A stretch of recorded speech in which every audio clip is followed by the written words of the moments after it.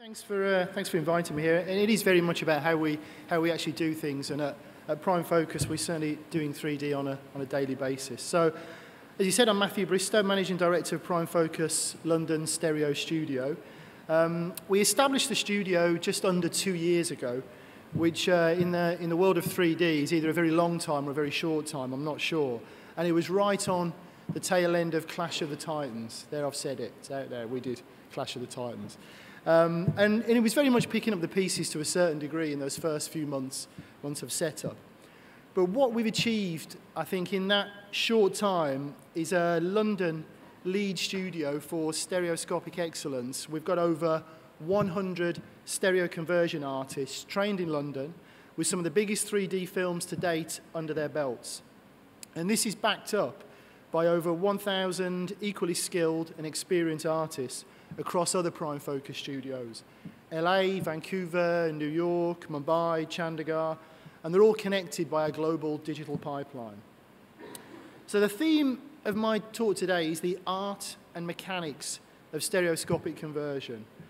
So really, firstly, what do we mean by this? And this was originally my segue into a rather amazing showreel, which the art and mechanics of not quite having it loaded on and ready is what's happening at the moment. So the guys at the back are beavering away. So hopefully we'll have that for you at the very end of this, so to move on. So what do we mean by the art of conversion? Because 3D conversion isn't just a process of dimensionalization. It's not shots in, shots out. Every shot, in fact, every frame, every element, every subtle nuance is handcrafted, supervised, reviewed across multiple iterations under the guidance of our in-house stereographers, client-based stereographers, creative heads of studios, and ultimately the movie's director. Only when all of these have been satisfied does a shot make the cut. It's a creative visual effects process for creating 3D. Now, we all agree, I'm sure everybody here agrees, that in movie making, depth plays like lighting, like cinematography, like the edit, like the score. It can be used to creatively, or the ambition is to use it to creatively enhance the story, the mood, the characters, as well as play to the crowd as well with the jump out popcorn moments. And we very much understand this and appreciate this and respect it and do it within the conversion division, certainly at Prime Focus. And the principles of stereography, be it stereo conversion, native capture, stereo rendered CG, are the same however the filmmakers choose to create their 3D. What stereo conversion affords is the control of placing characters and elements within a frame accurate to the real world, and then be able to change them to make them more appealing to the eye.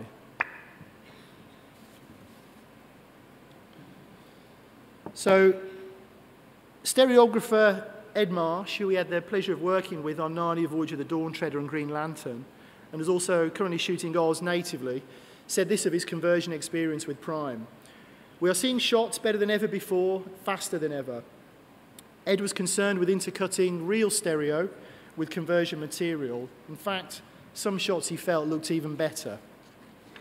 In true 3D, you are limited in part to the physics of what the chosen lenses can deliver, and those lenses provide a truth which is hard to deny. Prime's conversion work, and we do need to separate all of the conversion studios, because I think we all have different styles, different techniques, different artistry, but I think above all as well, different scales of manpower. Prime's work is filtered through the eye of the mind. We take into account what is important about a shot, and we emphasize it accordingly.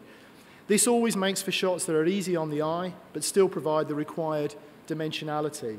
It's the difference between art and physics. Both are necessary, but you need the former, or the latter will leave you cold. So what are the mechanics of stereo conversion? Manpower. Manpower combined with efficient pipelines, tool sets, and an ever-evolving technology. The work we do isn't performed. It's performed on machines, but not by machines. Not by computers, algorithms. It's not auto-stereoscopic. It's not that kind of process. The only thing which is automated are the pipeline tools which build in the efficiencies that allow the process to move on an industrial scale. The work is delivered by hugely experienced stereoscopic supervisors, stereo leads, stereoscopic VFX compositors, producers, production managers, coordinators, TDs, in fact, an army of like-minded, determined, skilled, stereo-savvy individuals. And as with anyone working in the creative end of the VFX industry, these guys need to master the technology in order to deliver the creative vision. And make no mistake, stereo conversion is visual effects on an industrial scale. Many of you, I suppose many of you here, I'm sure will testify that, you know, hopefully watching 3D, we all have good binocular vision, but not everybody's blessed. It's a long-held belief of mine that many of the critics of 3D may not actually be seeing what we see. And at Prime, we test every artist in order to ensure that they are not only creatively up to the job, but physically as well. And understanding 3D on a flat plane, through glasses, being able to make creative and accurate decisions as to the placement of objects is a skill in itself.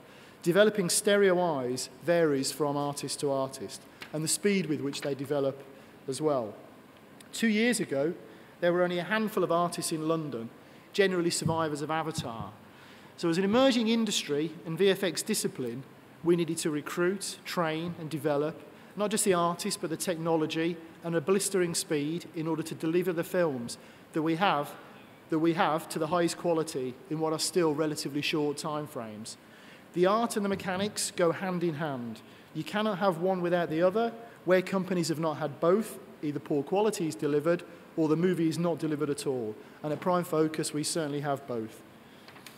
The distance travelled in 2 years from Clash of the Titans to next week's release of Wrath of the Titans is immense.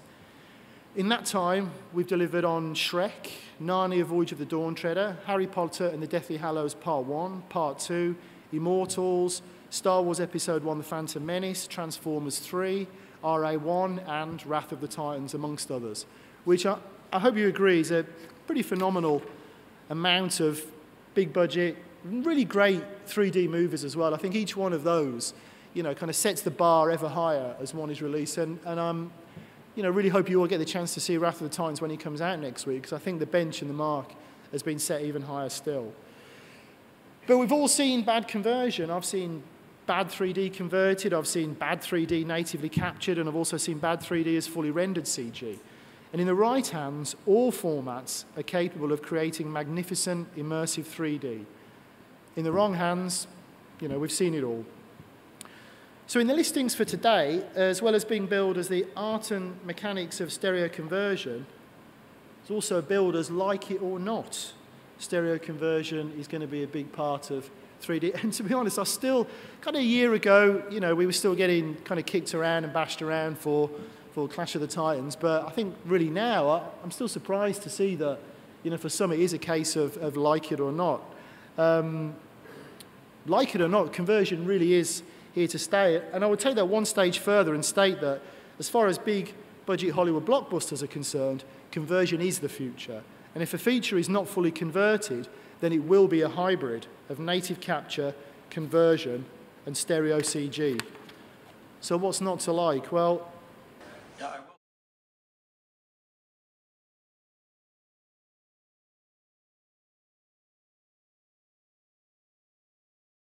they were testing 3D conversion for many years. They were very clear they didn't want to rush into it, and they would wait until they found a company who could deliver both in terms of technology and creativity, but it really is also about the infrastructure as well. We've seen in the past films not deliver because that infrastructure isn't there. Great stereo shots can be created and can be seen, but it really, you know, when it comes down to it, it's about delivering 2,000 shots within a very specific framework and timescale. We were lucky enough, but it was also a very astute decision on behalf of ILM that it wasn't about time was going to be given, and as George touched on, then be afforded the process to allow it to develop and to be of the highest quality. And we were tested alongside every other major conversion studio, and that's why the conversion was placed with us, because of our quality, our global pipeline, and our ability to deliver as well. And the comments coming out of ILM about the work that we've done, and from George directly, though, really are kind of testament to that as well. And James Cameron was up there, one former, one could say, critic of conversion as well, who is now very much embracing the technology. And I'm sure when Titanic 3D comes out very soon as well, that'll break box office records once again. So it's looking very bright for conversion at the moment. But I suppose at this point as well, you could be thinking, well, okay, conversion is great for library titles. We've got Star Wars, you know, doing huge at the box office, Lion King, you know, Titanic. But there really is some great movies coming up as well. So this is another one of our projects going through the pipeline at the moment in the final stages of delivery. Men in Black 3, which we've actually got the trailer here to show you. So if you want to put your glasses on, and if we could run the Men in Black trailer.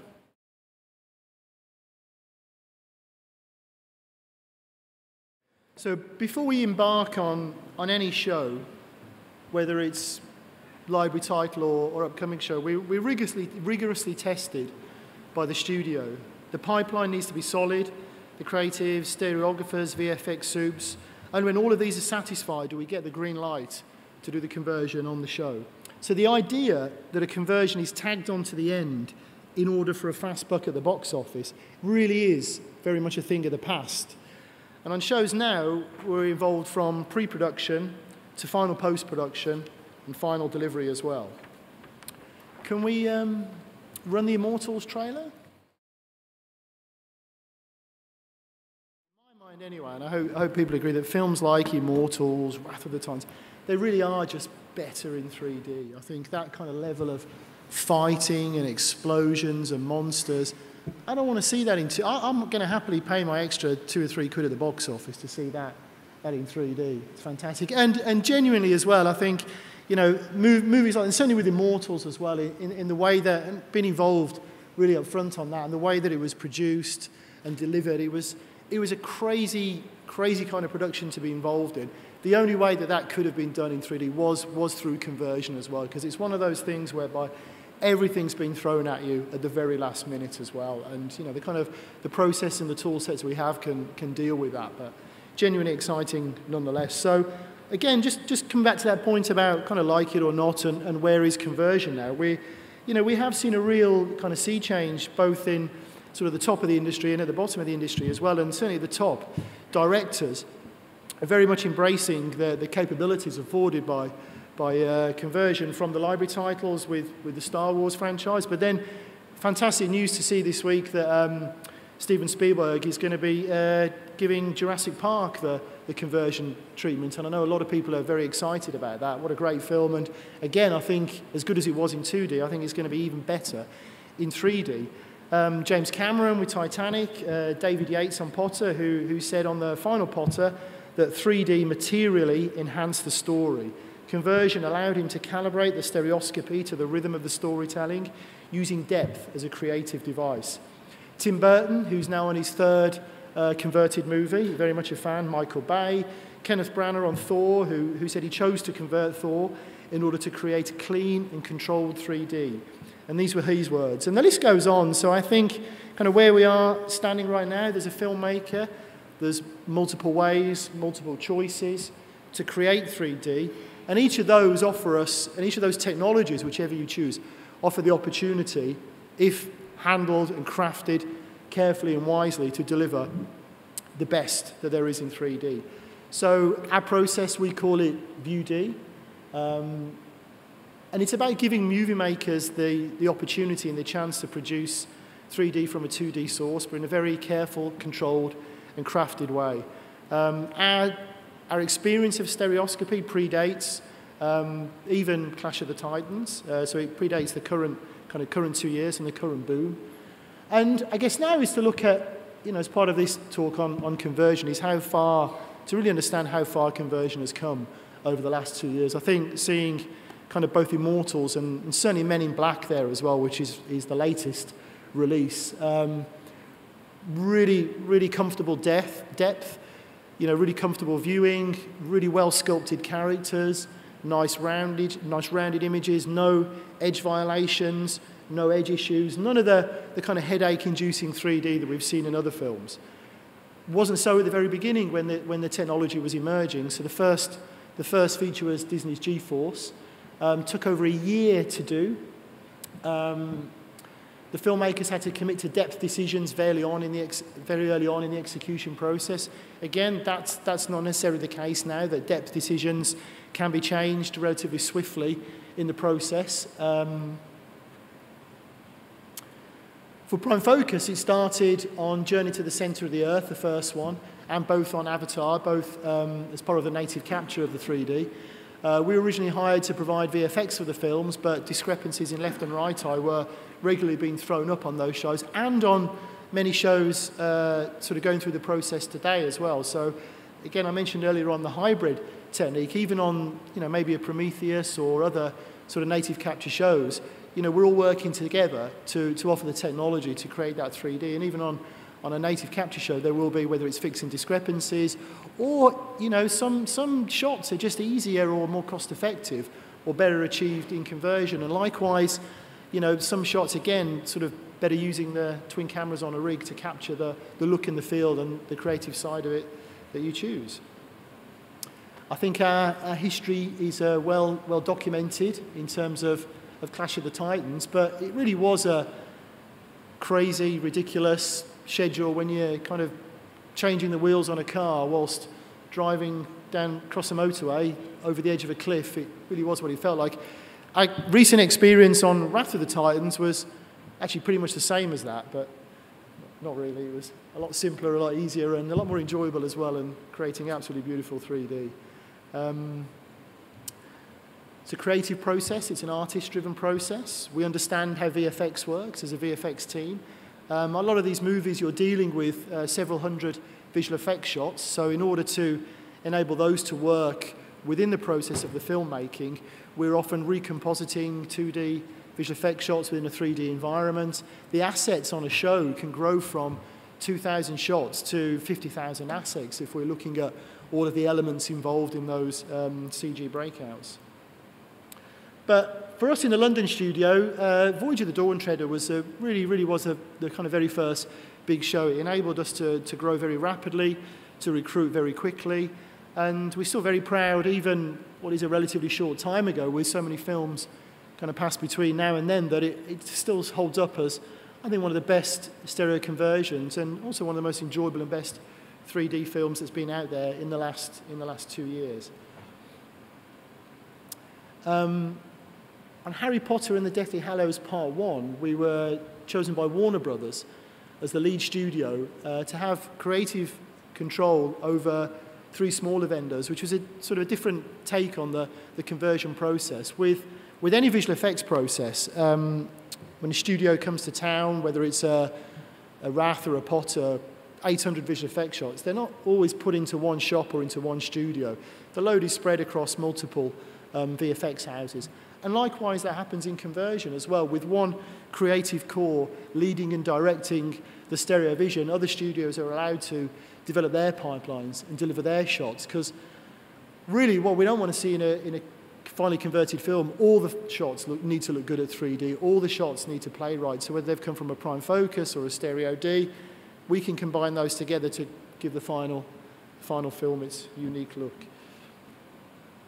And then on Harry Potter and the Deathly Hallows Part 2, having worked with the creative team of Part 1, we were very lucky and very privileged to have been one of the studios, and I think the lead studio on Part 2. So to have an input onto what was arguably the biggest film and the biggest franchise on the planet last year, and as far as 3D goes, a very clean, a very beautiful looking film. And the directors and the producers again commented that the 3D was all about enhancing the story. It wasn't about 3D taking you out of the film. It was to take you into the film and take you into the characters.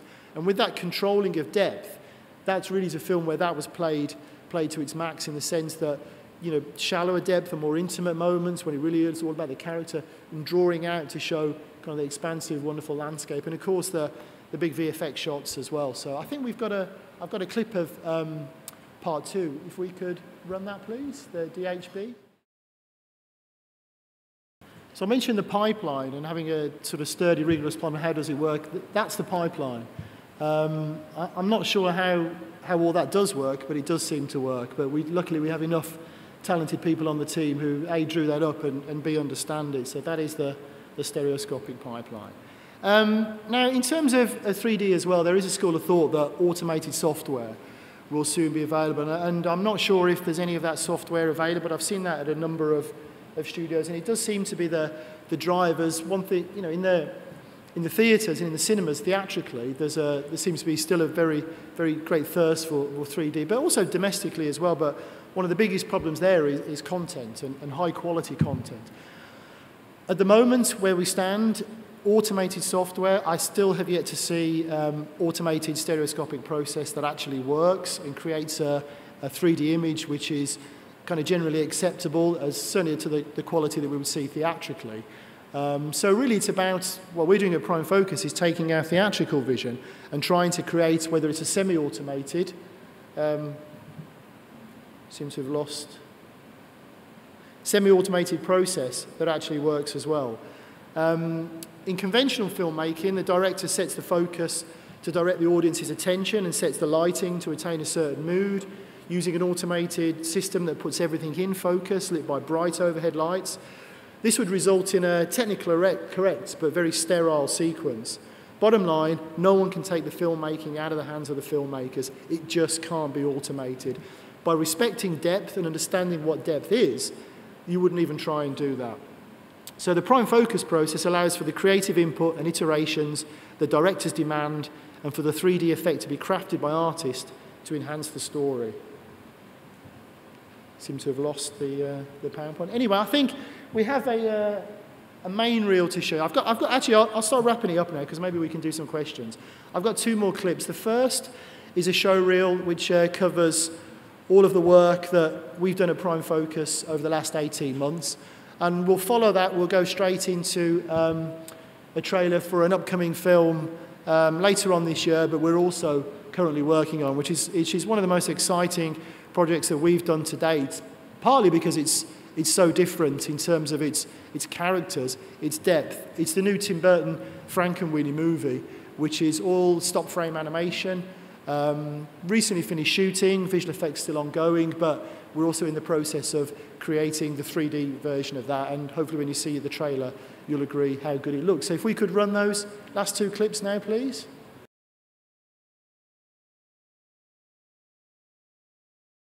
Thank you. That's conversion today. Any questions?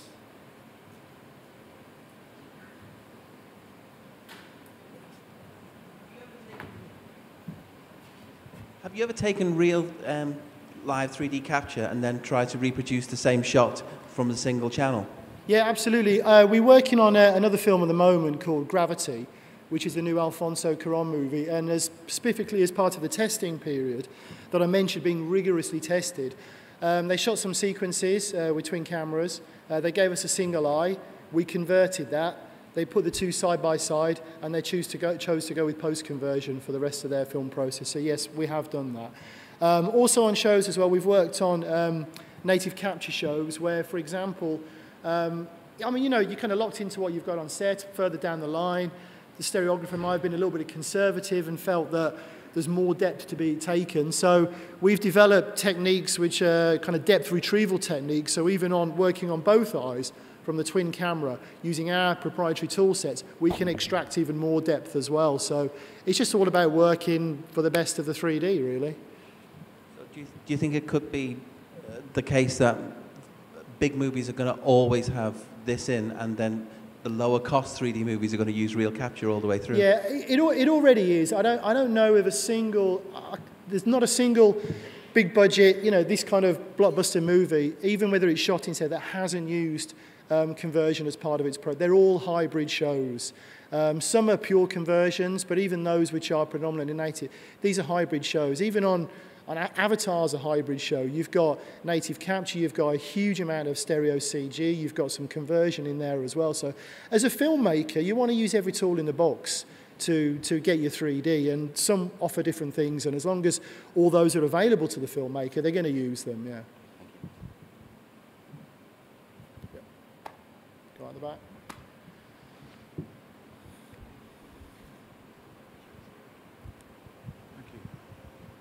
Thanks very much for the presentation. I just wondered, with the collaboration on Phantom Menace, did George Lucas ask ILM to create extra visual effects components so that when you were doing the recompositing basically for 3D, so you basically just went with the movie cut for cut as he had it? Oh, yeah, right. the film as it was, very much so. We were very lucky as well that because it's ILM, there were a number of elements which had been preserved on that movie that we were able to utilise, but it wasn't, you know, it was just going back to the sort of remastered footage and working with that, but working very, very closely with ILM. Even though we were their conversion studio, we were developing it alongside with them as well. It was very much a partnership. Thank you. And those lightsabers were really tough as well. That was one of the hardest things, because you've got that kind of, you know, you've got the slight kind of fuzzy edge, but you can see through that as well. So we're able to kind of needed to extrapolate depth behind that. But this is just in a 2D image, so that took a long time, because these are iconic images as well, so you've got to treat them with respect and also maintain the integrity of the original plates as well. So there was some real challenges in that show.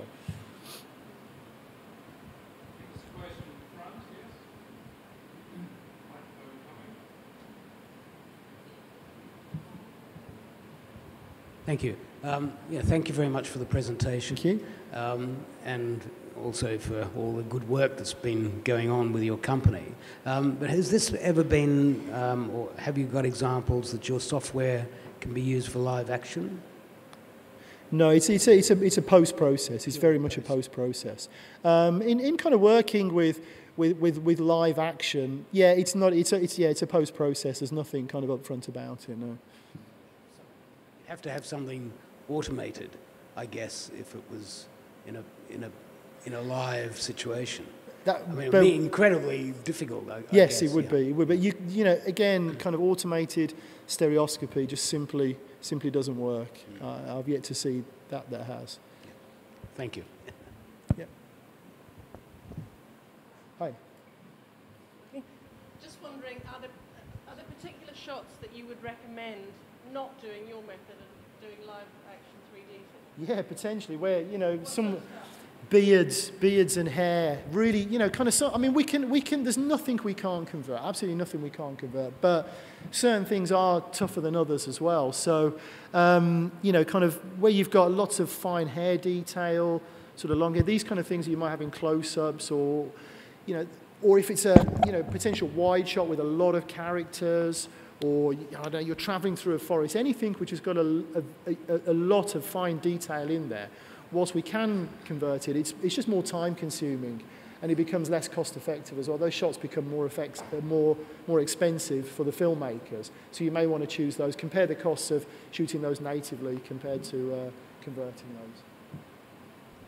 Hello. I think that's probably. Oh, well, one more quick one, yeah. It does work.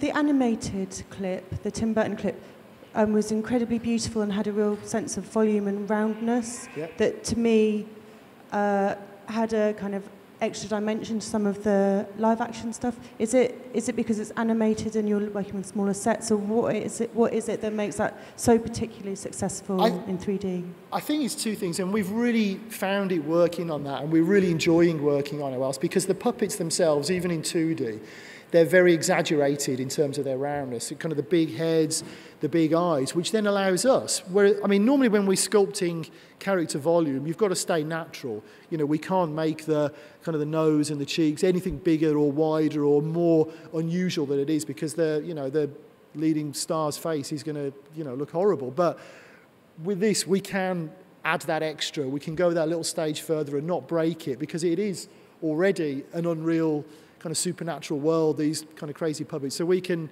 really go to town on the sculpting. And one thing we are doing on that show is it really is all about the character depth and the sculpting. And I think you see it there. And I'm glad you noticed it, because it's something that we've really added to it. So yeah, it's just lucky enough to have that kind of material so that we can allows us to really play that for the film.